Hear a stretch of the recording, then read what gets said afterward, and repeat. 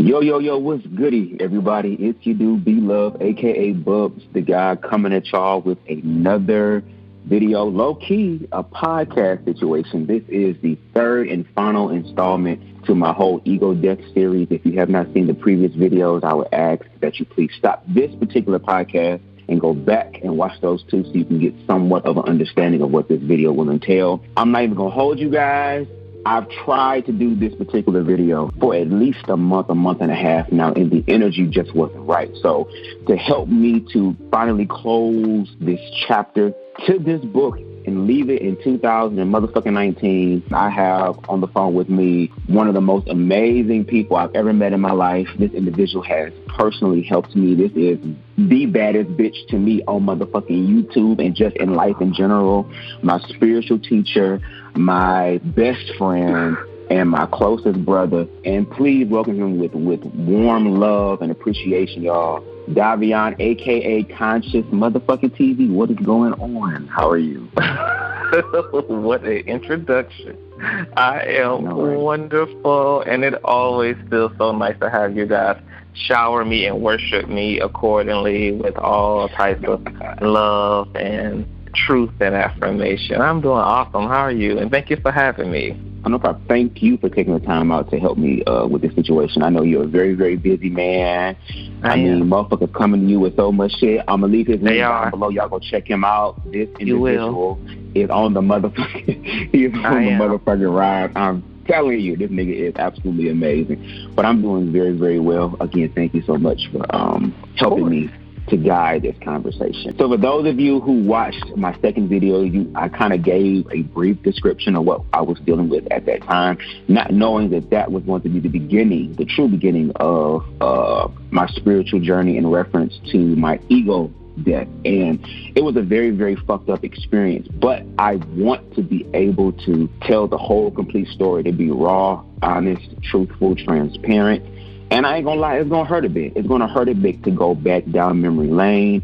I'm gonna do my best to check my ego because that motherfucker might want to rise up in this goddamn conversation. But of course, we got the ego killer right here on the phone with me, so I will be perfectly okay. So let's jump into this whole situation, shall we? The individual in this video, I'm not gonna say his name, so we're gonna use the nickname Dog Tags. Okay. Before we unpack this crucifixion of the Christ scenario, I don't even think no conversation will really do it just as it relates to illustrating to you guys literally how horrifying and how dark this experience got for BubzDaGawd.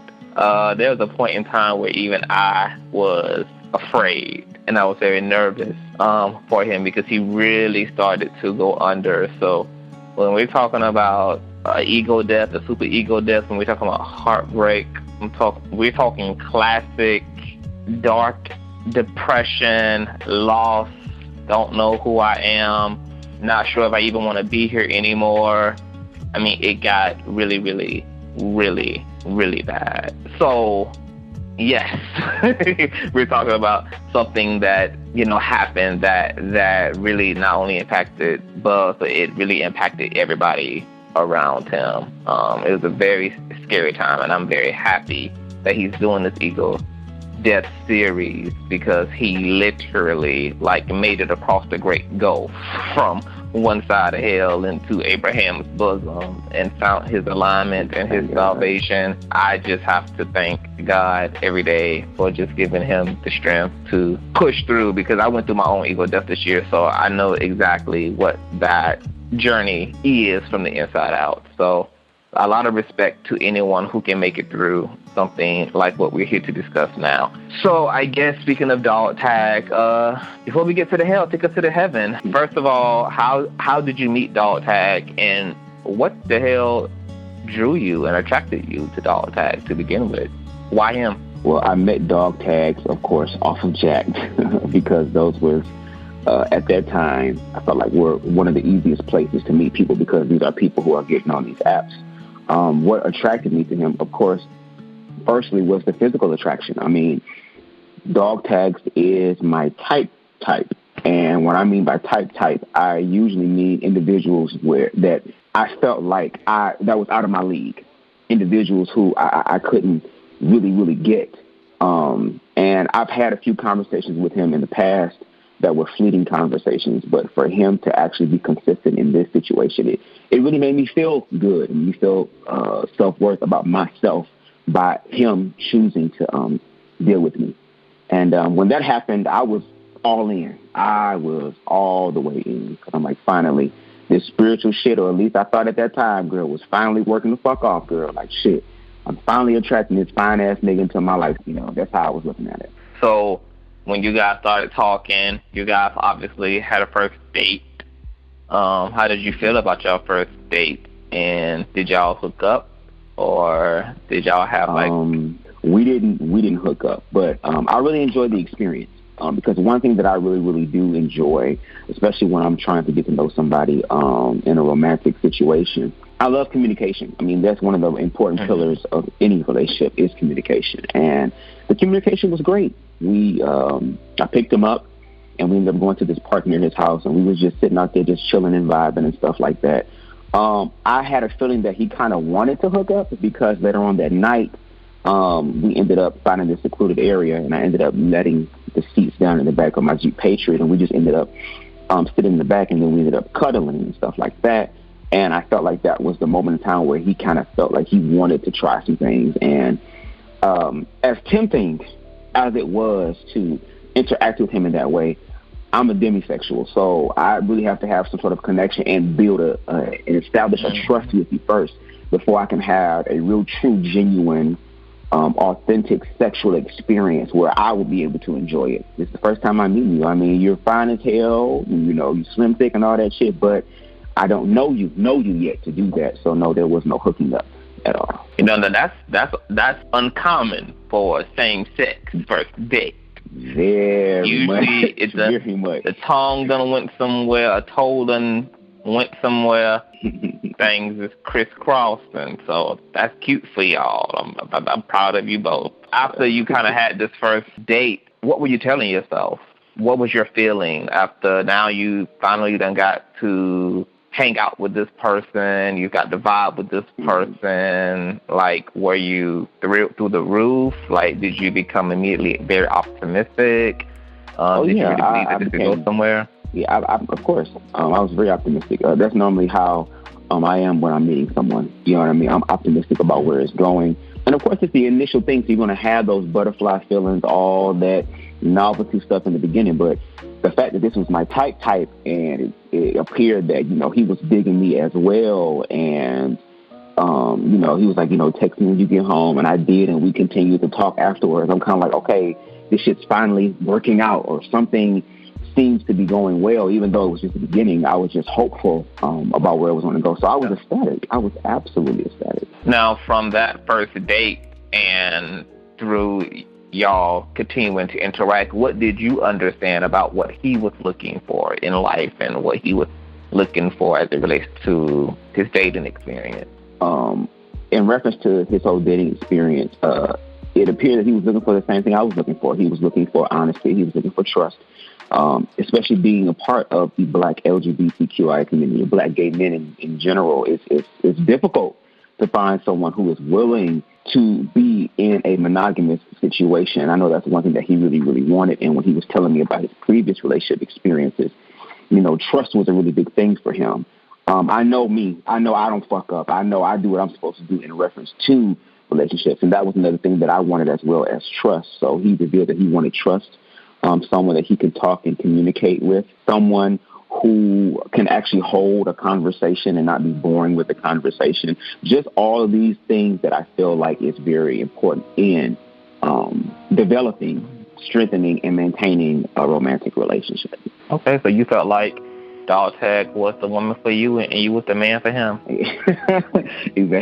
Exactly. Fast forwarding just a little bit, when was the moment, or what happened, what were the events when you realized you really had strong feelings? Like, when did you realize that you had strong feelings for Dog Tag after y'all had this first date and started hanging out and talking and everything? It was the second date that we had, like a few weeks later, where we ended up just going on a ordinary date. We ended up going bowling, which I absolutely fucking suck at. We did that, and then I ended up taking him to this Coney Island, which was in a neighboring city to me. But I noticed that when I picked him up, he had this green backpack with him. And I'm kind of like, okay. I didn't know that he was bringing like an extra set of clothes and all this stuff just in case. So I remember he had asked me, he was like, do you think that I could possibly stay the night? And I was thinking to myself, like, okay, well, we was cuddling in the car. This nigga was trying all this shit. I felt like I'm pretty confident within myself that we aren't going to do anything.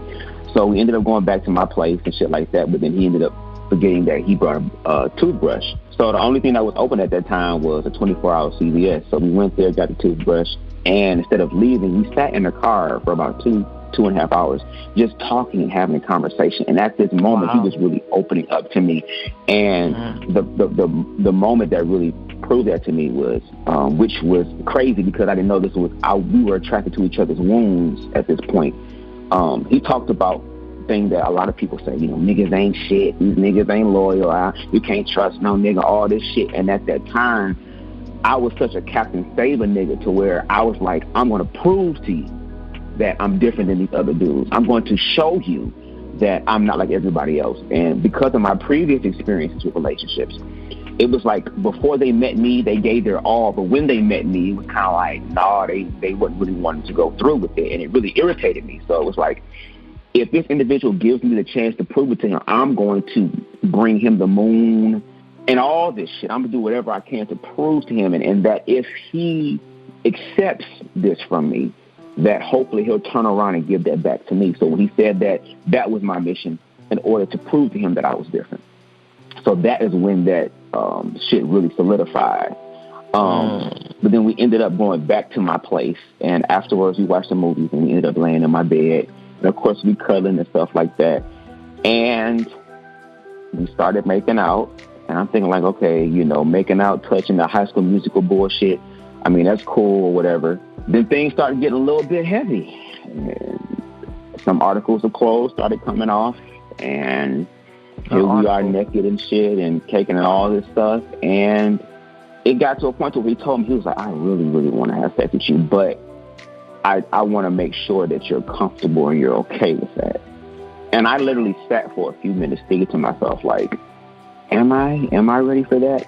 But because of the whole Captain Saber nigga spirit in me, it was kind of like, well, first of all, fuck it and see if you can. You know what I mean? If it was going to happen. And it happened. He and I actually had sex. And not only did we do that, that shit was fucking amazing because, like I said, I'm an individual who's not promiscuous. You know, I've been abstinent from sex by choice. So to finally have a moment to really indulge in that with someone that I really, really like and that they like me, it was a beautiful ass experience. I really, really, really, really enjoyed it. And that even strengthened the bond that I had, or the feelings that I had for him, even more, you know, because once again, I'm sitting here and allowing myself to express myself in a way that I normally don't do. And at an early stage at that. So when that happened, it was pretty much a done data. Something that I think worth noting here, which is very interesting to me, is it seemed like what helped to motivate your decision to have sex, which you don't normally do. Like you said, you are a demisexual, so you're typically 99.9% in a relationship before you even engage in sex. But it seemed like you had forgotten that it wasn't just about you saving him, it was about him saving you, and that wasn't necessarily clear on his end at that point. Okay. So y'all have sex. This is amazing. It seems like, Jesus, this is the green light situation. You are definitely all in, wedding bells in Disneyland.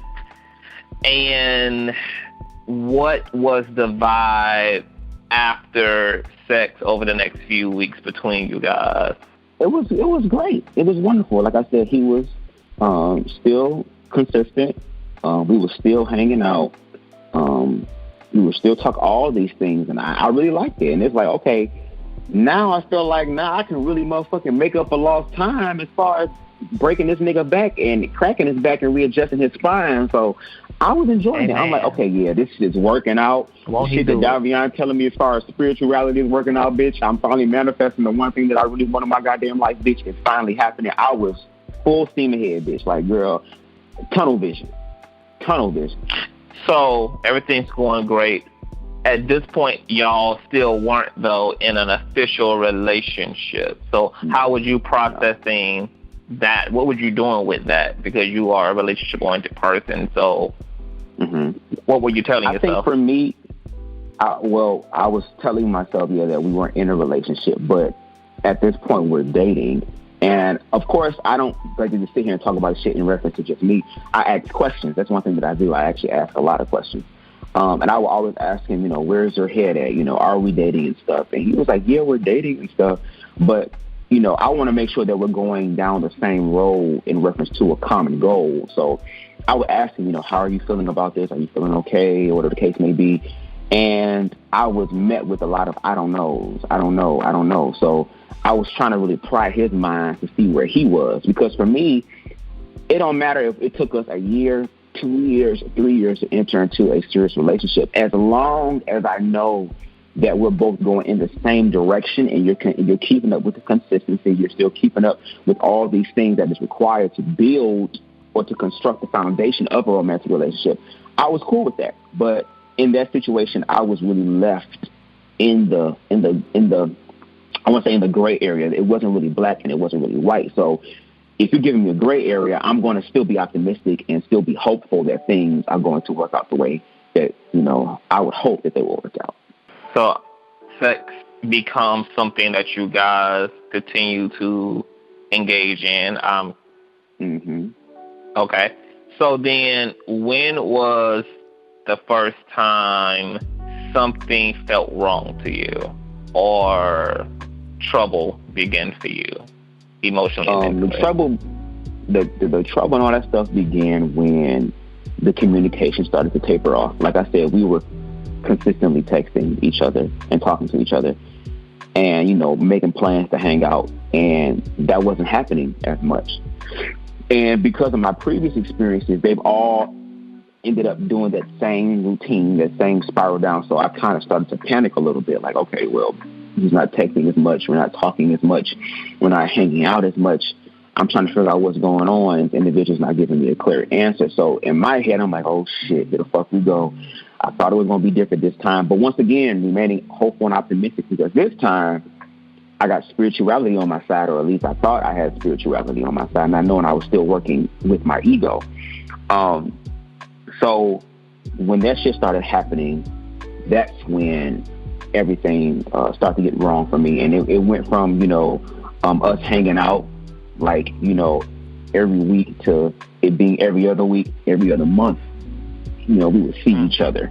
And that was really bothering me, because I'm trying to feel like what's going on. And then in my head, I'm overthinking, am I doing something wrong? Is it something that I'm not doing? Like let me know. And when I'm asking on how to fix a situation that's going on and I'm not getting a response or a clear response to where I can make a judgment and say, okay, this is what the problem is. It's like, well, my mind starts racing and wondering, and I have the tendency of thinking the worst. You know what I mean? Even though I'm still hopeful and optimistic, that thing in the back of my mind as far as that pessimistic type of thinking starts to slowly creep forward. And energy-wise, energetically, that feeling was a lot stronger. I was harping more or feeding more of the anxiety and the fear as opposed to the hopefulness of what this could become. So when that shit started happening, I was like, yeah, something is wrong. Now, if I am recalling correctly, after things started to kind of dwindle off, there was at least one more sexual experience, and this kind of set you up to definitely go over to the dark side. Yeah. Can you tell us? Can you tell us about that particular night? Now things have dwindling down. You're starting to panic. You don't really understand kind of where you stand with the situation, where he is, what he's feeling. But now you finally get to see him again. And y'all hanging out. He comes over, and then. Yeah. So when that happened, like I said, it was actually a month after. And then I hadn't seen him for a whole month, and we actually hung out and stuff like that. And in my head, I'm saying to myself, I'm going to fuck the flag out this nigga.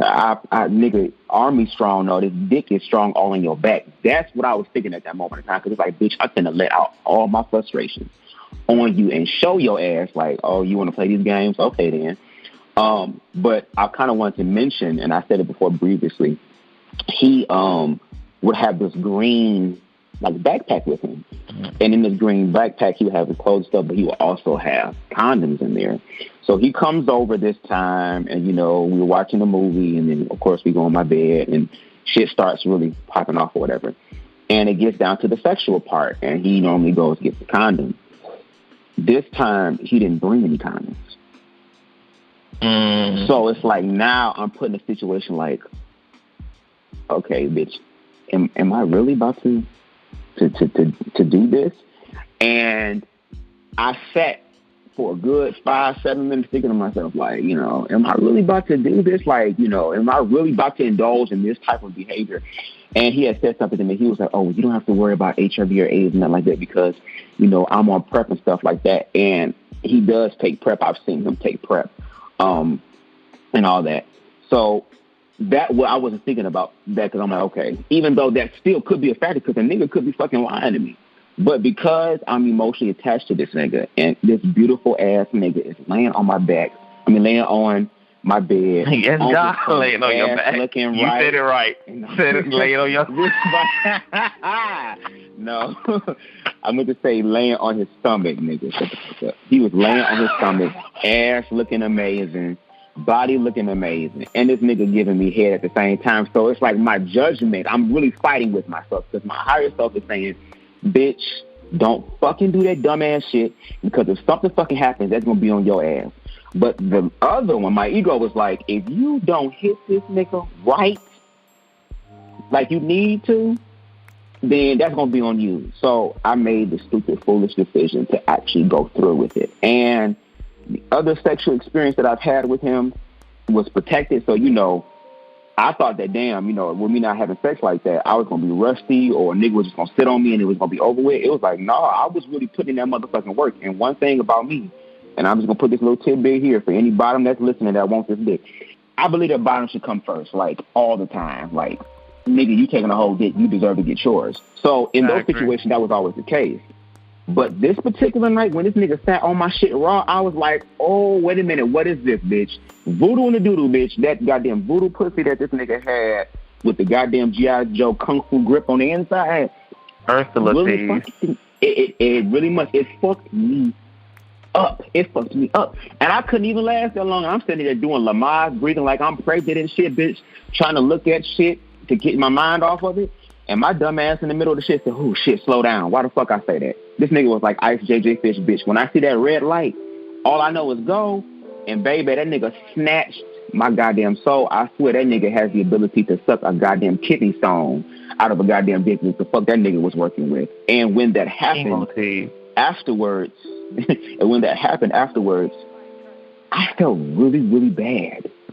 I was like, bitch, you really went through with this shit. Like, you literally hit this nigga raw. And you know the statistics out here. You know how HIV and AIDS is in the black gay community and how there's new cases every day, girl. And you possibly, even though this nigga saying he's taking PrEP and he has taken PrEP in front of you, that still doesn't mean that cannot be a reality in your case. So when that happened, I was like, well, bitch, if I'm going to do this shit, I'm going to do this shit, I guess, full throttle because now I actually fucking did it. And for me, it was like, if there was any way to prove to a nigga that I cared about him in that way, as strongly as I did, I literally laid down my life to prove to this nigga that I was serious, that I wasn't a fuck nigga, that I wasn't these other niggas, that I was doing this, and you know that I'm an emotional person. You know that I'm a person that doesn't have sex like that. So when I do that, and especially in that regard, to that extreme, it was like, nigga, I fucking low-key love your ass because I'm doing this. You know what I mean? And that was when my ass went to the motherfucking dark side, bitch, and it got worse from there. Now, something I think to duly note before we move into the dark side, is it was clear that you didn't consider at that time that you laying down your life to prove something to him didn't mean that to him, because unlike you, he participated in casual sex and promiscuity. So there was no real value around sex, whether it was protected or unprotected. It was just an outlet for him. It was hormonal for him. So you're having this internalized experience because you know what it meant for you to have went through with that and to even be engaging with sex with him in general, because that was outside of your norm, especially since y'all weren't in a relationship and now you've had unprotected sex with him. So my God, as far as you're concerned, you done saved all of humanity and you done paid all the debt, and the gift of salvation is now freely available to anybody who desires it. So you guys now have sex, this unprotected experience, one of the most amazing Yeah, I'm sorry, I'm going to cut you off, but I also want to mention as well that after we had sex, I asked him, like, well, do you have sex with other people and stuff like that? And he said that one of the people that he has sex with or, has casual sex with was his ex. And that he sometimes has unprotected sex with his ex, and that his ex had burnt him in the past. So I found all this information after the situation. So it's like... Now, can you make it clear to us what burnt meant?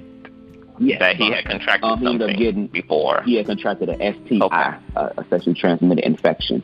I forgot which particular one it was. Of course, it could be healed and everything, cured. But still, the fact that he was still messing around with this individual and it was still in an unprotected type of situation made me look like, wow, And he was like, well, when it comes down to HIV and AIDS, you don't have to worry about that. But like, if it's anything else, it could be treated or whatever. And I'm sitting in my head like, bitch, you can't motherfucking cure goddamn herpes, bitch. You can't cure all these other STIs, bitch. And I possibly may have exposed myself to these other STIs. But once again, at that time, I didn't really take accountability. I was just looking at it as far as me proving myself. So when I found that information out, it made me feel even worse. But at the same time, it was like, bitch, I am disinvested. And I'm not about to let go of this goddamn investment, especially since I put this stake in this shit, nigga. I'm like, what did some more say in Queens of Comedy, bitch? I'm like Velcro. You fuck with me, nigga, you stuck with me. You stuck with me. Breaking up or leaving for shit. After you find this out, after y'all have sex unprotected, what then happened that started to take you into breakdown? It got to the point to where, like I said, I thought that, this situation would have helped to repair some things and that we have a chance to really talk and communicate. Because after I have sex, I like to have pillow talk. I like to talk, figure out where you're going, what's going on in your head and your mind and stuff like that. And it got to a point to where this nigga really wasn't texting me back like that. Like, even worse. Like, it really was like really little communication. We weren't hanging out.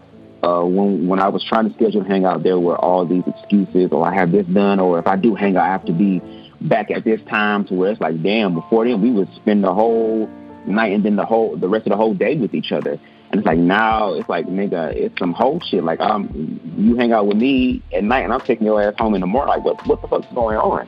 You know what I mean? And what really, really put me in that dark spiral is when, he told me that he wasn't ready for anything serious after all of this. And that really hurt me. Because it's like, nigga, I've been asking over the course of our experience, where was your head at? Where was you at? If you wasn't feeling the situation, why didn't you tell me earlier? And I understand people say, well, I don't want to take this, I don't want to hurt you. It's like, well, I'm going to be hurt either way. But if you're going to hurt me, at least tell me the truth up front, so it's going to sting as opposed to this shit that was going on. And at that point, I had a really big ego trip. Like, no, nigga, I did all this shit, and you just going to go ahead and just walk out of my life like this? And I think also what even intensified it is like I said before, I started doing this spiritual shit, and I thought that what was happening was a result of the spiritual shit with me attracting dog tags into my life and the whole situation experience we had in the beginning with dog tags. But when I found out that regardless of the spiritual shit that I thought was happening in my life, that nigga was following the same footsteps of every other motherfucking nigga. So at that point, I couldn't take no for an answer. So now there was a profound disappointment that was eclipsing your soul. Yes. And I've experienced something like this before with a previous individual, but this was 10 times worse. This was 10 times worse. And it was the fact that also he was a person that was out of my league, physically out of my league, that I had finally got, and I thought that I was going to have it. And to come to find out that it was really not what I wanted it to be. And when that realization hit me, I couldn't deal with it. I really couldn't deal with it, that this nigga can continue to go on and live his fucking life and don't really give a fuck about what I'm going through, but yet I'm the one that's always picking up the pieces. I'm the one that's always dealing with the shit. It's always me. That was what the situation was. It was always me. And it got really fucking dark. It got really, really, really fucking dark, to the point to where I would wake up and there was no life. There was no purpose for me living. I felt like if I didn't have him in particular, that life didn't mean anything. And what made it even worse is the fact is that I would have to go out into the world. I still have to go to work. I still have to do these things. The world is not going to stop spinning for me. And it got very, very, very depressing. I have never been depressed before. It's kind of like having your worst hellish nightmare on a loop, on repeat, and it doesn't fucking end. And that's the state of mind that I was living in. All the light had left your soul. Yeah. And from somebody who got to witness this experience play out, you got distant from us at one point in time, your friends. Mm-hmm. You started to go into a shell, isolate yourself. You just wanted to kind of be left alone. He's now told you he's not looking for that. So then what's your response to him, and at what point do y'all stop communicating? And it's crazy. At that point, when that stuff started happening, I made the decision. And I believe it was my higher self that made a decision, to where it was like, I can't do this with you then. I can't. But that was the battle between my higher self and my ego, because there were moments where I would reach out to him. I had one of my other friends, one of my other best friends, reach out to him and kind of speak on my behalf, you know what I mean? And it didn't fucking work. It didn't work. And it was just constant back and forth because I wanted him. But at the same time, I realized and accepted that he was not going to give me what I wanted, but I still wanted it from him. So it was this ironic or irony type of shit going on within me. And my ego was getting really inflated, to where my higher self, even though it was a small, still voice, and I could somewhat hear it, my ego just kind of rampaged over everything. So now you really, because you're saying that you were grieving, the ego is at all-time high, so you're angry now because you're like, no, bitch, you owe me. I trusted you. I opened myself up to you. I let my guard down for you. As far as I'm concerned, bitch, I put my health on the line for you, and you need to wake the fuck up and get with the program, because you said you wanted this, and you fed me into this, and you got me here, so you need to take ownership, nigga, and get with it. Because at this point, I've earned what the fuck it is that I was expecting to receive from you. Mm-hmm. Mm-hmm. So you're having a lot of there's a war playing out inside of you, because here it is, you're feeling entitled, you're feeling deserving, you're feeling like you've worked and earned this, and here it is, you have somebody who is not only telling you they are not going to give you that, but they aren't even displaying any empathy toward the way you're falling apart as a result of being disappointed, as a result of being let down. He's not responding to your friends who are trying to intercede and trying to get him to communicate with you. He's not personally taking any meaningful initiative to see where you are, to work things through. So this is all deepening the wound and dousing the anger and the rage. Tell us what the defining moment was when you realized you had surrendered yourself fully over to the depression, to the sadness, to the anger. What really solidified that moment for me was when I really started having very deep, intense suicidal ideation. I didn't want to live anymore. I felt like there was no reason to fucking live.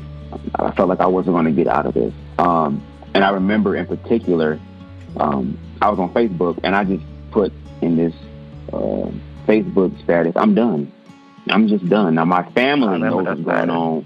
Yeah. Especially my mom. My mom is a very, very caring individual. I love her. I love my mother. There's nothing I wouldn't do for her. And she's also a fellow empath as well. And she's even had her bouts of depression. I mean, deep chronic depression and suicidal thoughts and stuff like that. So when I put that status up, you know, she ended up coming to my door and she was like, Brandon, she saw it and she came up the steps. And I think that if she would have came up them steps and would have saw her son's lifeless body over this shit, her ass would have followed right after, because that's how much of an attachment that she and I have in the relationship that she and I shared. But I didn't want to live anymore. I didn't. There was no point. If I couldn't have this nigga, could I trust niggas? Have I now fallen under the spell that all these other motherfuckers that fell under? I just felt like, and love was the one thing that I really, really wanted above everything else. I wanted a relationship, and I knew that by me being a black gay man, it was going to be difficult to finally attract that shit, to really attract that shit. And I thought that I had it, and I put my all, and I mean my all into this shit, including my health. So it was like, well, bitch, fuck it. I might as well just fucking leave. There's no point. I might as well just factory reset all this shit. And the funny part would have been that if that would have happened, I'm pretty sure dog tags would have been like, oh, wow, but he would have went on with his motherfucking life. But then the people close to me, like my family, like my friends, like you, Davyon, would have felt the impact of that, and y'all would have dealt with that on a greater level than how this. I would have dealt with that by getting my ass to Detroit, raising your ass from the dead, and then killing your ass myself as a result. Exactly. Yeah. Exactly. So you just said something that had that happen. Well, it did happen. The universe responded to the need for a factory reset. Tell us about the events that led to this infamous brownie. Oh, yeah. Okay. I was smoking weed, you know what I'm saying? I smoked weed Which before, you had stepped up on now because it was your crutch and your cushion right now to soothe. Yeah, at that time, yeah. Now it's spiritual, but at that time I was using it as a way to really just to hide from the pain, to hide from the depression. But I was like, no, you know what? I want to do an edible. Like, you know, I smoke weed and I'm cool with that, but, you know, I wonder what the whole edible situation is. So I remember one day I was looking up with my plug, and we ended up going to this dispensary, and I told him, I said, you know, I want some roll-up weed, you know, flowers and shit, but get me a nice edible, like a brownie or something, and give me something strong. So he goes and comes out, gives me my shit, and says, now look, bro, you might not want to eat this whole brownie, because if your ass do, you will end up in a fucking coma. I'm like, okay. I get back to the house, bitch, I got my food ready, bitch, I'm watching Alexis K. Tyler and shit, I'm cool. So I'm like, bitch, instead of rolling up one, let me go ahead and eat this brownie real quick. So I got a small part, like a small corner of the brownie. And I thought that small part was just going to have me straight. I did not know what the fuck was going to happen. I'm sitting there watching Alexis K. Tyler. This bitch is funnier than usual. Don't get me wrong, she's funny. But she's funnier than fucking usual. I go use the bathroom, wash my hands, and I'm staring in the mirror for at least 10 fucking minutes. Now, how much of the brownie did you have at this point? I had a corner. I had a small piece, the corner of it. It wasn't a big ass piece. It wasn't half of it or 1/3. It was like a small piece of the corner. And then you go into the bathroom, you wash your hands, you look in the mirror, and you realize that you done swallowed ayahuasca. Pretty much. Yes. Yes. So tell us what happened. The veil between the physical dimension, the spiritual dimension, was slowly being torn. And everything just started to lose its color. Like everything started to be drawn out and was replaced with this grayish, like lifeless ass color. And I'm like, okay, bitch, I am high. But I'm telling myself, okay, I'm cool. I'm gonna be able to make it. Just bitch, you got this. And I remember sitting down, and bitch, I was sitting here like, no, bitch, you don't got this. So here it is, bitch. I'm over here having a whole fucking bad trip, bitch, off this ayahuasca, but was my spiritual awakening. And I remember knocking on my parents' door, and my mom was getting ready to go out with one of her friends. And I went there, I said, something's wrong. I'm like, this damn edible that I took is taking me to a very dark place. And I literally became scared and terrified. I didn't know what was going on. And this was something that I couldn't run from. This is something that I had to go through. And I remember her saying to her friend, calling her saying, yeah, I got an emergency. I'm going to be at the house for a while or whatever. And I laid up in the bed with my mom in the fetal position, curled up, and I had my arms interlocked with hers. And I'm like, please don't go. Please don't go anywhere. Just stay here. And my mind, I literally was able to experience, not only with my 5 senses, but with my 6th sense, what the dimension or the vibration of hell is like. And so many dark things ran through my mind. At first, it was, oh my God, I'm going to have to go to the hospital. Like, I'm going to have to get my stomach pumped or something because this shit is crazy. Then it progressed. Girl, they about to throw my ass in a goddamn psych ward with a goddamn straitjacket and a goddamn padded room, bitch, and shit. I mean, banging my head against the wall. I felt like my brain was going to break because a lot of people had these experiences and they don't come back from it. And I felt like I was going to be one of them. And it even went really demonic to where it was like, bitch, what if I just get the fuck up and kill my whole goddamn family? Like, it was that dark. But grace and mercy was upon me because I had my mom there. And as I was holding on to her, I was like a baby that needed that love and attention, that direct attention. And I could literally feel like energy flowing from her to me. And it was like I was learning to be dependent on that. And it was her love for me. And it was the love and the vessel of love that she is. God bless that woman. To be able to help guide me through this dark moment. I remember it was nothing but just, I closed my eyes, but yet the image was so vivid and so clear. And I was having like little small parts of my childhood run past me fast that I really couldn't make out what exactly those situations were. But then I remember I was surrounded by darkness, and then there was like a spotlight on this barren tree. It was barren, but it was smooth, like a tree you would see in the desert or something like that. And I saw that, and I didn't know what the spiritual significance of that was at the time, because at this point I'm thinking to myself, bitch, I just want this shit to fucking end. I'm tired of this. Then I slowly began to wean off. You know, at first it was like, don't you fucking go nowhere, stay right here, to where I was able to wean myself off and go back into my room and kind of, you know, really recalibrate back to this reality. And when I woke up from that shit, I did not know, like, religion didn't teach me about this shit. Church didn't teach me about this shit. My family didn't teach me about this goddamn shit. Something spiritual and metaphysical happened to me that completely wiped my mind. All I remember is that I was a very emotional person. I was just very, very emotionally sensitive. And that's when you introduced to me and sent me a video in reference to the dark night of the soul. And that is exactly what I went through. And I started doing more research on it, and slowly and surely started to recalibrate myself and to change my mind. I really felt like what Christ said, by the renewing of your mind. My mind was renewed. That was a hell of an experience to have me wake up and be like, bitch, you need to really, really pay attention. But going down the road as we progress, I began to realize what that situation was and what it was meant to do for me in my life, which was a transformative thing. Mm-hmm. Now tell us a bit more detail, if you will, about what you understood about your experience. You now have had this experience. You've essentially come out of your body. You now return from this. Your mother has poured unconditional love all over you. You got to see what the impact and what love feels like on an energetic level, not just as a philosophy and not just as a saying and not just as an emotion, but as an actual, literal, living energy. And now you are studying up on Dark Night of the Soul. You're now putting the puzzle pieces together. You're understanding the significance of your quote-unquote bad trip, aka the beginning of or the continuation of your awakening. This was just kind of the height of the spiritual awakening, which all mystics go through this. And you really are a classic depiction of this, because literally it's like that first time Christian experience where you're high on Christ, you're high on you're on fire for God, and everything is amazing, and you're seeing signs and wonders everywhere, and synchronicity is happening, and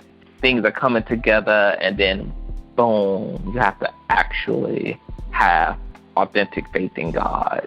And that usually comes by way of something tragic taking place. The great tester, the great adversary manifests the scenario that allows you to either give in to your ego, which is death and darkness and separation, or to actually be spiritual, which is to actually know God and surrender to God in your darkest hour, and to roll that dice and take that chance. And so now you are at the height of your awakening, and now you're coming out of it.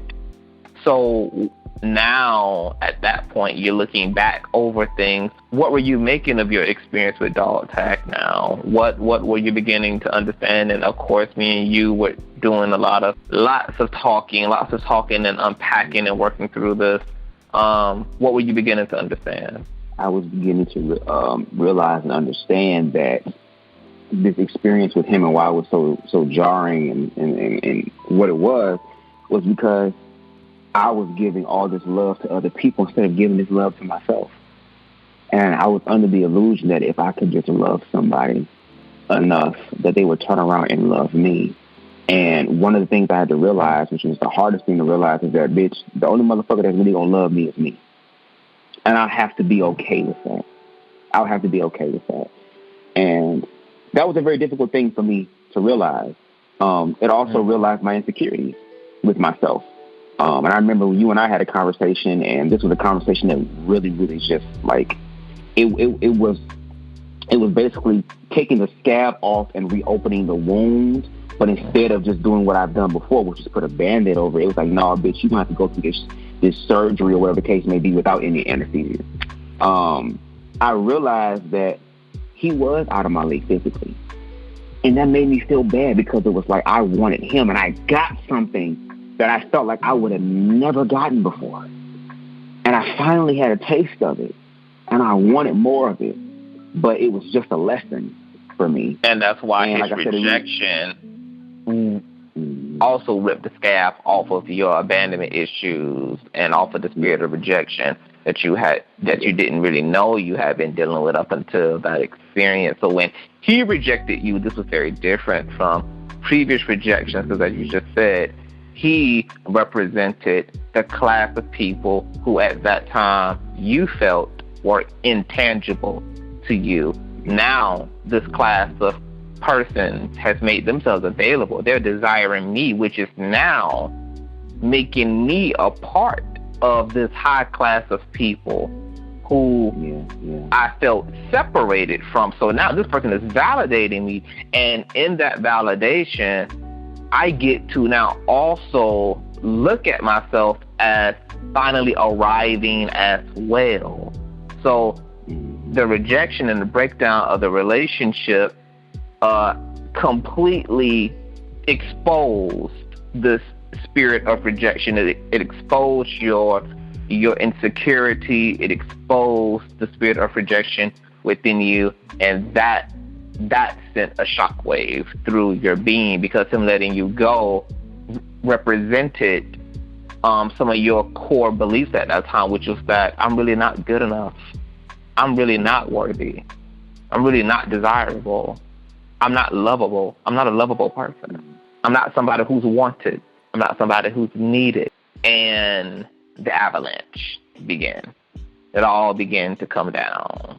This kingdom had begun to fall, because Dog Tag was the perfect bulldozer to knock the pillars off and to leave you with what was actually going on with you and what your true condition was, which was that I'm not whole. I was nowhere near it. And everything that I thought of myself and the way that I had been living up until meeting Dog Tag was all superficial. I had put my sense of self in ideas that could not substantiate my divinity, my godhood, the truth of my being. And you're right. When people have their core belief system disrupted, that thing will turn you into a murderer. That thing will turn you into somebody who will take their life because you, and I want people to conceptualize this just to bring them into a front row seat of what I'm talking about. Hypothetically, imagine you your whole life have believed in God, went to church, served God, your family served God, you've attributed God to every mysterious thing that happened in your life, every good thing that happened into your life, and even every test that happened, you yielded to your belief in God that got you through, and then somehow, some way, you come to know that there is no God. Everything in you will fall into pieces, will be obliterated, because your whole world will be toppled over, upside down. And so these core beliefs, we all have them. And everybody's core beliefs are differently, which is why everybody's ego, the catalyst for everybody's ego death are different. But the ego death does the same for each person who undergoes it. So for some people, it took a relationship. For some people, it took the losing of a child. For some people, it took a divorce. For some people, it took a health crisis. For some people, it took poverty. Some people lost their wealth.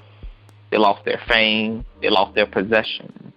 Different things have brought people to their spiritual awakening. And for you, it was a romantic relationship, and nothing else in your life could have done that, because nothing else meant more to you than your ideas and values around romance. This was the only way for God to have gotten this accomplished in your life. For you, it wouldn't have been losing your money. For you, it wouldn't have been even losing a relative. You probably could have survived all those things. But the thing that was going to really, really, really, really, really put you on the road to where you had to make a literal choice, because you had the fork in the road experience, to go left or to go right, was a relationship. And this person was appointed to you, and you appointed to them. So tell us about now, me and you having these conversations. Now you're studying. Now you are exhaling again. Now you're putting everything back into perspective. You're understanding things. From that time of reconstruction, the reconstruction area of your life, to now, what has happened for you? What has happened in you? Where are you? Where are you with Dog Tag? Where are you with men? Where are you at the end of 2019? At the end of 2019, I'm in a much better place. Of course, with the ego don't always be there, but it's learning about putting the ego under submission. And I do that, I'm so grateful. First of all, I just have to say, this man that is on the phone with me right now, I owe this nigga my life. I am forever indebted to him. Because not only was I going through my ego death, he was going through his at the same time and still came back for a nigga. So that is someone that I truly, truly commend. And I've learned so much. I learned so much about myself. I spent 10 years from 2009 up to the beginning of 2019 focused on relationships, focused on love, focused on romance, and I let that shit consume me. And for the first time ever in my life, I know what it's like to love me. I know what it's like to honor, cherish, respect, and appreciate who I am, and to be honest with myself, and to also learn about accountability, because in this whole situation, yeah, he did some shit, but I allowed it to happen. And there were red flags. I mean, like for everybody that's listening, when we dealing with motherfuckers that we know we shouldn't be dealing with or whatever the case may be, there are red flags where we choose to ignore the red flags. When we sit here and get mad and upset at the end when shit don't work out. No, motherfucker, I had to look at myself. And I'm on the phone with a motherfucker who has no problem letting your ass have it. I'm just saying. But that's an amazing thing to have in your life, because when you have someone in your life who falls in love with your healing and not in love with your emotions, that's an amazing thing. And that's one thing I had to learn to do for myself. I had to fall in love with who I am. And it was a lot of crying. It was a lot of soul searching, but I found who I am. And not even who I am now, but I'm still continuing on the journey to the man that I'm evolving into and that I'm becoming. In reference to me and dog tag, I'm not gonna lie, there was a situation where there was a second chance type of situation that happened, because I thought to myself, well, that was the unconscious Brandon. Now I'm conscious, and during my whole reconstruction phase, I deleted my Facebook, Instagram, Snapchat. All this stuff was building myself up. A nigga was working the fuck out. A nigga body was getting snatched in a motherfucker. All this shit, it was just a full-on self-love thing. And when I reintegrated myself back into social media, dog tags came back. And again, like I said, I ended up seeing what was going on a second time. But I also had to realize that, bitch, you have to be accountable for shit. And of course, I thought that time would have changed things. And it changed for me, and it may have changed for him. And he may have grown and evolved, but he didn't grow and evolve on the level that I'm on. And I need y'all had changed at different rates. Yeah, at different rates. So it's like now, with him, I don't want anything to do with him. I don't want anything to do with him whatsoever. And I know the crazy part is that this nigga is going to keep trying to get at me. But now I am so sure about where I stand with dog tags. And dog tags will never, ever have me again. Ever. I don't even know if it could be a friendship thing. And I know people will probably be saying, oh, well, you ain't really healed. They're like, no. You can learn to forgive somebody, but still not fuck with them. You can learn to forgive somebody and let somebody go and let them go completely. So that's what I've done in reference to dog tags. As far as men in general, I haven't fallen on the niggas ain't shit train. That's not me. But I'm not focused on love and relationships at this moment. I'm more so focused on myself. I used to be upset and feel some type of way of being single. Now I understand what being single means. Single means working on yourself internally, the real shit.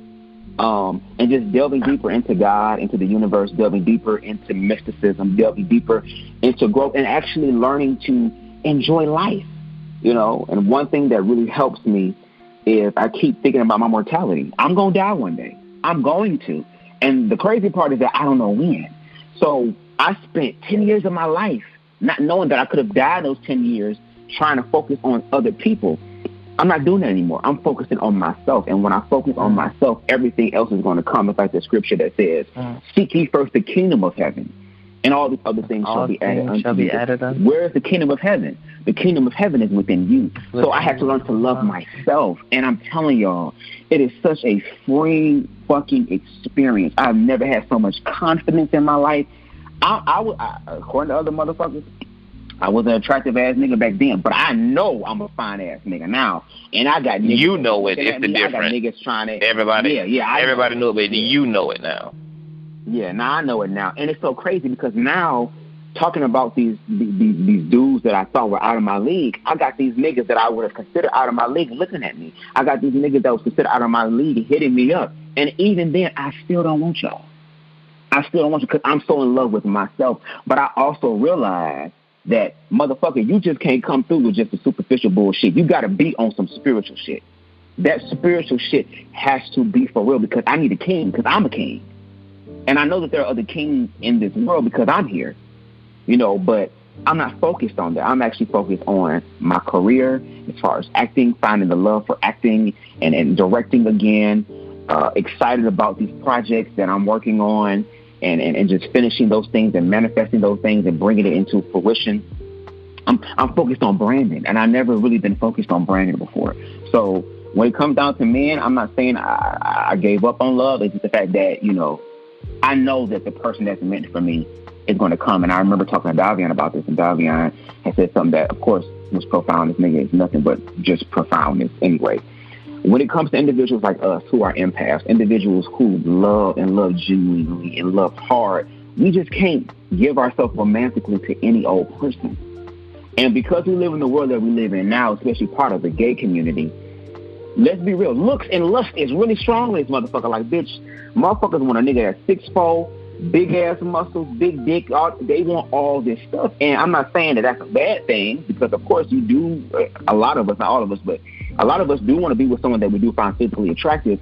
But that can't be the main thing. That can't be the thing, because there are a lot of people in this world now who are physically attractive, and they know it, and they use it to their advantage, to where it's like, I can do the shit that dog tags did. I can sit here and not talk to your ass, and your ass still gonna be hooked. I can sit here and ignore your ass for a month on end, and you still gonna be as whipped as it was when we was first hanging out. All this stuff, they know this. But once you love yourself, you realize, as fine as you are, as attractive as you are, as all this shit you think that you got going on with you concerned, I don't want that. I'm going to need more than that. I'm going to need my soul. Basically, what it is that I give, I need that reciprocation, and I need you to be a compliment. I don't want you to be the source of my happiness. Because look what happened when I tried to make dog tag the source of my happiness.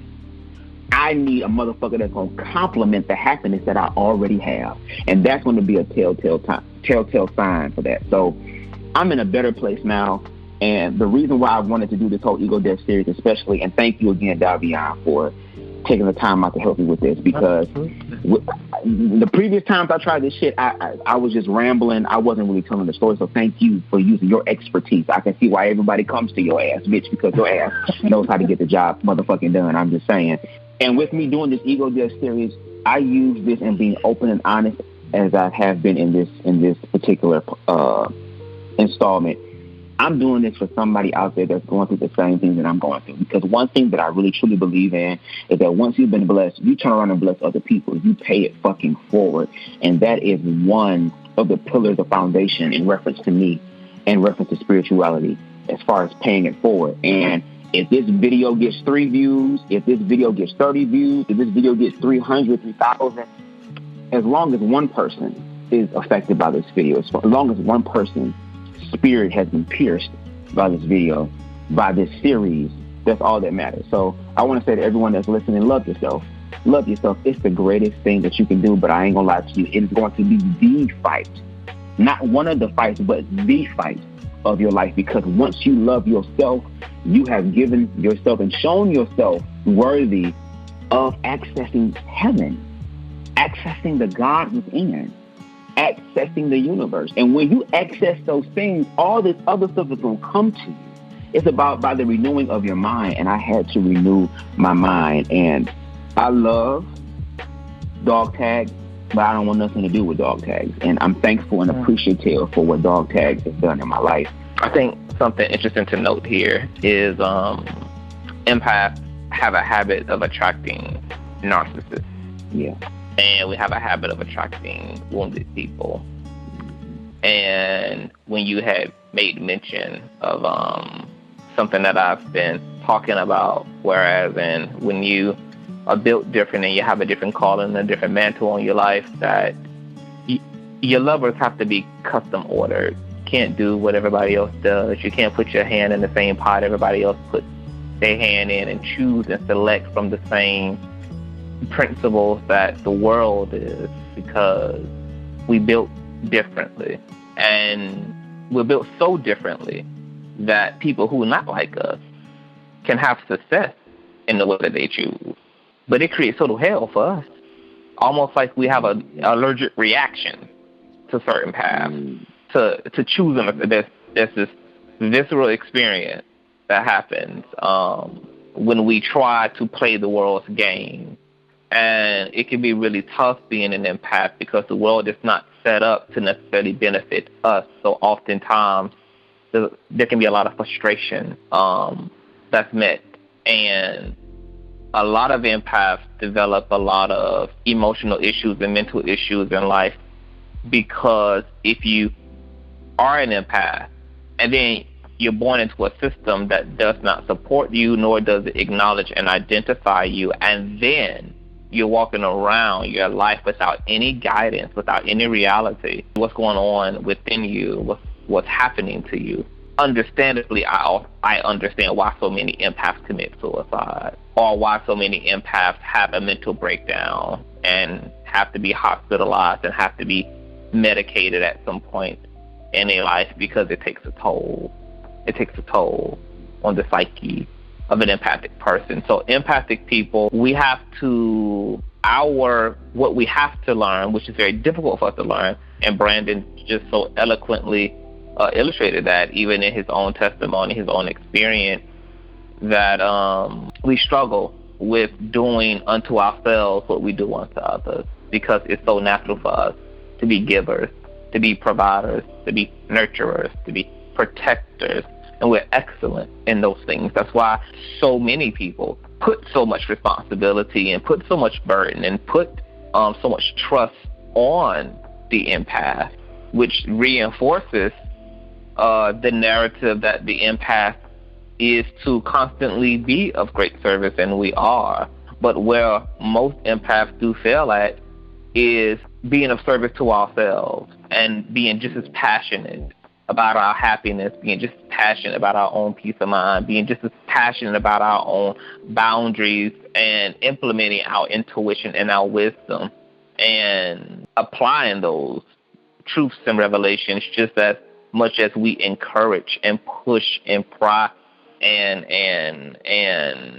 motivate other people to do. So just being able to pull that trigger of self-love onto self, being able to point that gun of love onto yourself and pull the trigger and experience the very thing that you're trying to create out in the world for yourself as well, is something that we all need to get into the habit of. And that's why we attract narcissistic individuals, because they have it in an egoic sense, but we can learn from the idea, or from the form of love that narcissists have for themselves. We are to take that and to implement that same self-priority, because here it is, we're talking about dog tag.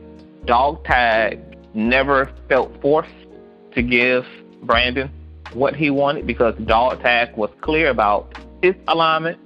He was clear about what he wanted to do and didn't want to do. And when he changed up, he experienced no interference.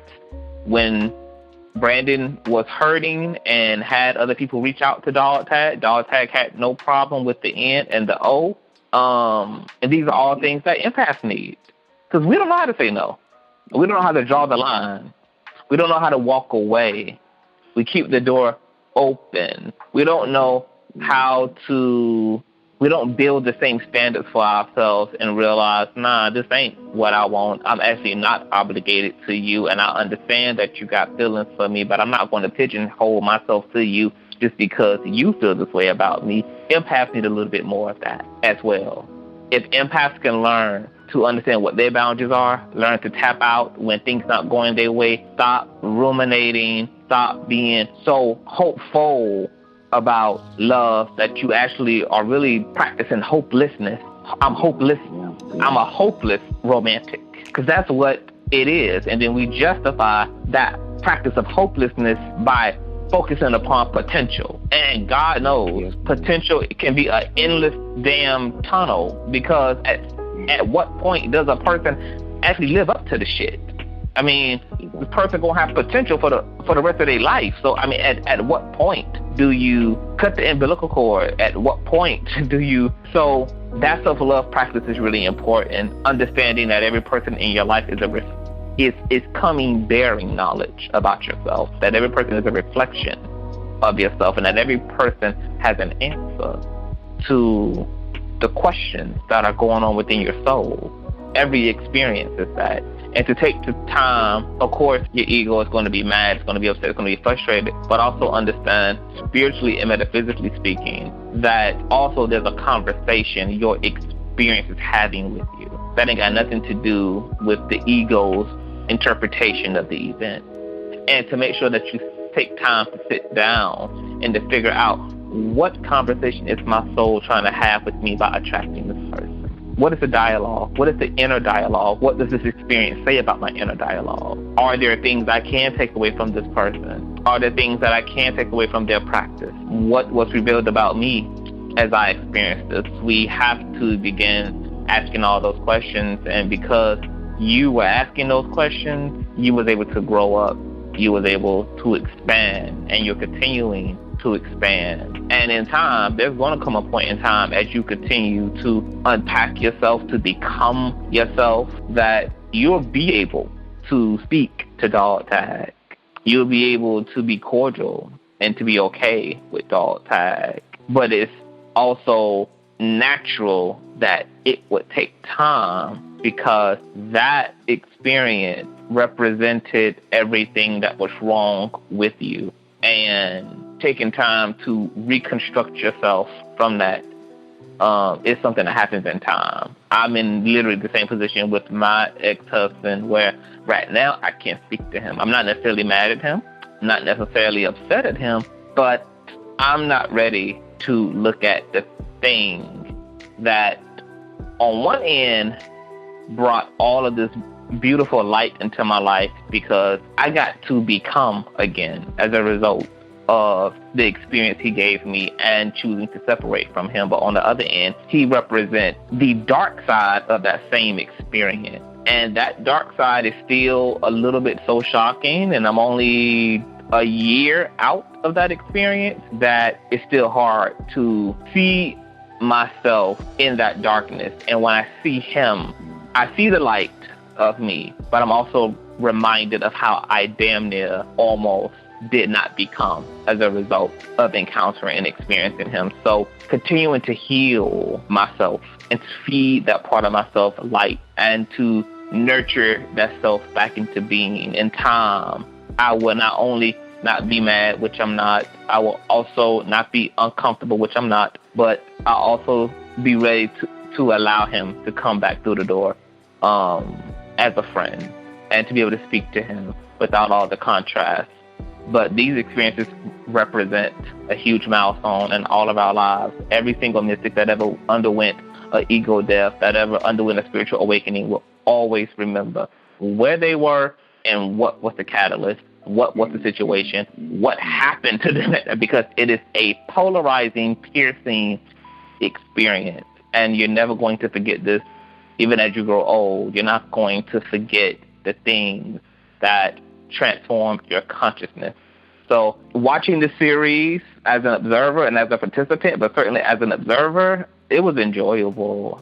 And I want so many other gay black men to be encouraged to share their experience. I know that a lot of gay black men aren't even having these experiences. So you are being really innovative right now by even putting together this series and just letting black queer men know that God loves you, that life loves you, that you have purpose, you have value, and to not let this world confuse you and to lie to you. So I'm really proud of you for doing this series, and I'm proud of you as a student, as a disciple, as a you made it through this thing, and to have cried with you and hoped with you and prayed with you and prayed for you, and to have bear witness to this experience. I mean, you are one of my greatest joys and accomplishments right now. And I've been doing this work in people's life for 13 years.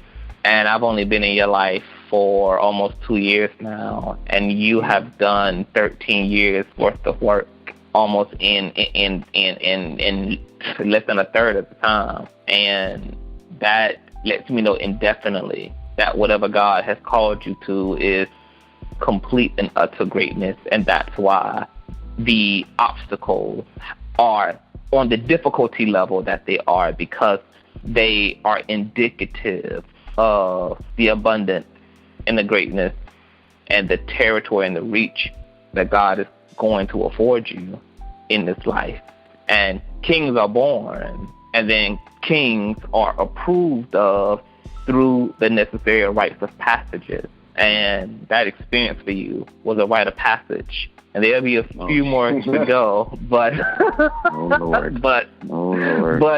but you have showed that you have equilibrium. And now that you have fallen off the bike, the fall isn't so terrifying and defining for you. And actually, the easier it'll be to remain stabilized as you continue to work your way to the throne. And the shedding all of that false self and shedding those insecurities and being able to stand in the mirror and see somebody both inwardly and outwardly that you can be proud of is amazing. And I am just deeply happy for you. Can you tell us, before we end off on this, like what you now do? Like what are your spiritual practices? What does self-love look like for you, both as a practice mentally, but as a physical practice as well? As far as the physical form of self-love, working out, that's always been something that I've loved to do, but I've fallen even deeper in love with it now. Like, according to Davyon, I'm fucking almost near goddamn the Olsen twins in reference to my body and shit like Ashley. how Ashley and KDT. Yeah. But that's another thing. Meditation. Body dysmorphic. Meditation. Oh, Jesus. Meditation is definitely another thing. I've stepped up on my meditation game. I find myself meditating all throughout the day. And when I mean by meditating, it doesn't necessarily mean you have to close your eyes, but having that inner dialogue and also being aware of when the ego is present. Like whenever I feel angry or upset, I already know that that's my ego at work, and I can call my ego out on that. Another practice of because I don't gotta cuss him out as often. Having to cuss him out has been reduced. Like there's been a 400% reduction in having to cuss. I can't even tell you the last time that I had to fuss him out. It's almost shocking. Like there is literally damn near no knucking and bucking at this point. I mean, it's really dramatic. As somebody who used to have to get in Brandon ass damn near every situation all the time and have to wrestle with his ego, to spend almost this past year without any of that ego present in our work and in our conversations and in our interactions, man, that sun in you is blazing, and it's a lot more sunny days than rainy was, for sure. But continue. Yeah. Thank you. And another thing that I do, like I said before, previously, I think about my mortality, and one thing I had to realize, and even Davyon helped me to realize this, is that all the shit that's happening right now it's not real. It's a simulated reality. That's all that it is. And that one day all this shit gonna end. So is it really worth going through all this trouble and strife and anguish and sadness and all this shit and holding on to that shit? Okay, now I understand that we humans, we're going to experience these things. I mean, we're humans, but to not hold on to it. So when it comes to the good things, when I think about death, it just tells me to appreciate them while I have them. And when it goes to the negative things, it's just the fact that it's going to end one day. So what's the point of even tripping about it? So that's another practice that I do.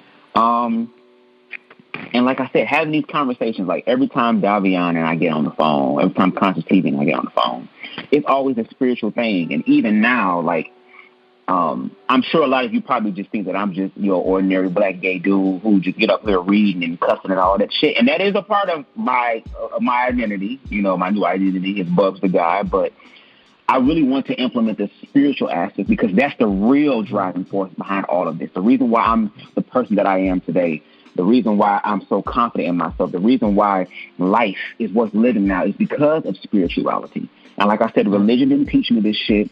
Church didn't teach me this shit.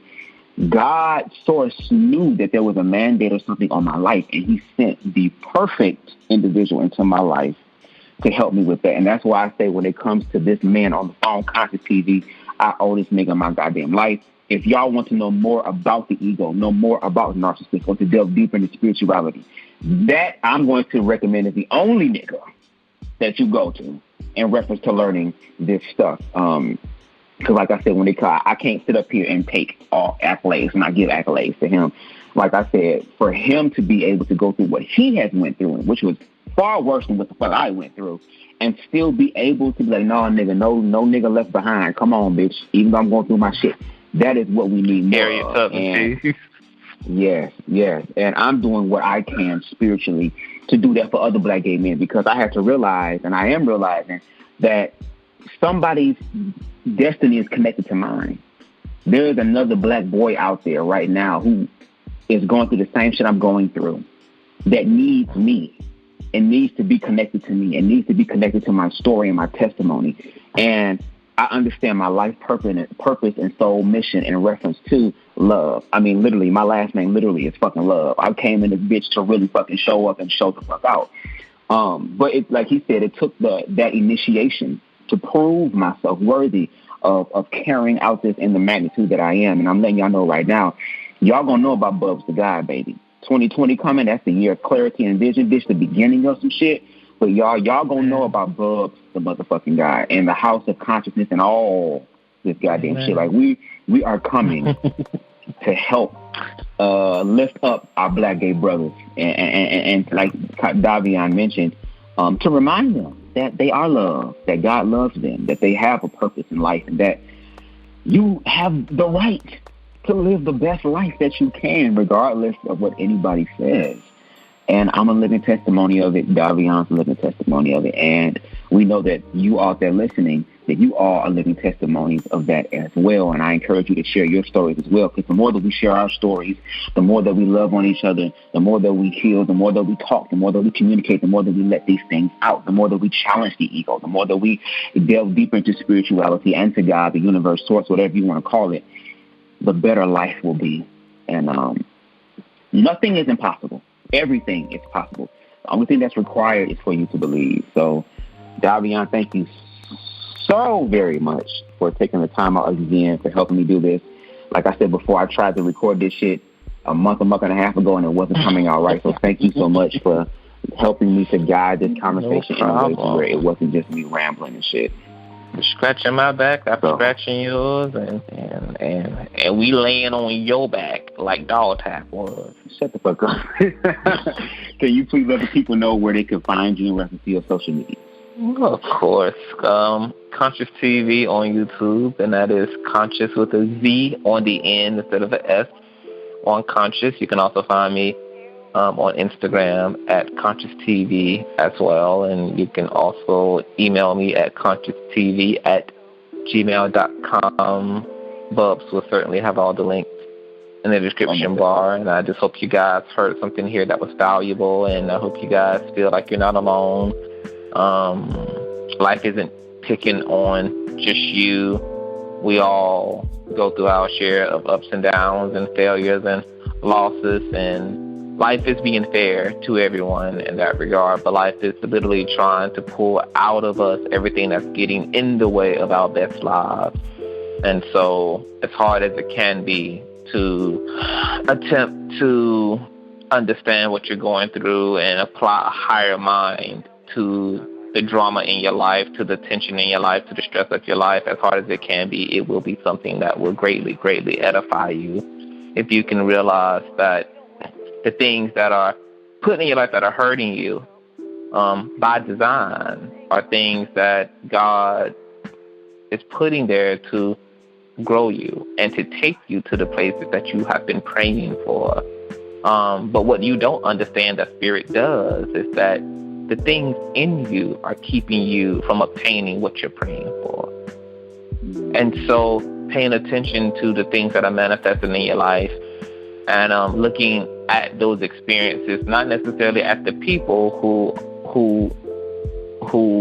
provide the experience, but looking at the experience itself as a mirror and willingly, intentionally looking for yourself and how you've co-created those experiences. It will be a great, great, great, great, great saving grace to your life. Speaking of Ego Death and Ego Series, can you tell the people about this book that you have been reading and reviewing, and where they can find us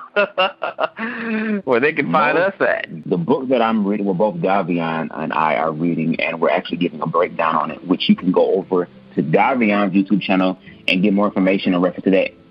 It is in his Patreon. So if you're really trying to get this real deal university type level shit, you have to go and head over to his Patreon. But the name of the book, and we'll leave the link to the Patreon below too. And the name of the book is entitled A New Earth by Eckhart Tolle. And I'm telling y'all, this book right here is reading me for fucking filth, but in the way that it's supposed to. This book has been amazing. I'm so thankful and grateful for that book. I'm halfway through the goddamn book. I have to finish the rest of it. We're on chapter 3 right now, so you still have some time to be able to catch up if you do decide to subscribe to Davyon's Patreon to catch up on the videos. And it's a lot of food for the soul over there, you know, a lot of thought-provoking, spiritual, metaphysical conversation going over there. So if you want to expedite some of this shit, kind of like how I did with my EgoDeathSeries and compile 13 years worth of shit into like a year and a half, then I would suggest that you go ahead and head over to his Patreon and join us for the breakdown of that book, because it is absolutely amazing. But thank y'all so much for taking the time out to listen to the final installment of the EgoDeathSeries. I hope that this has touched you in some way. Please share. Let's get this series out there to help the healing and continue the healing for my Black gay brothers. And again, I appreciate all of you. And until next time, everybody, peace and love. BubzDaGawd signing out. Bye-bye.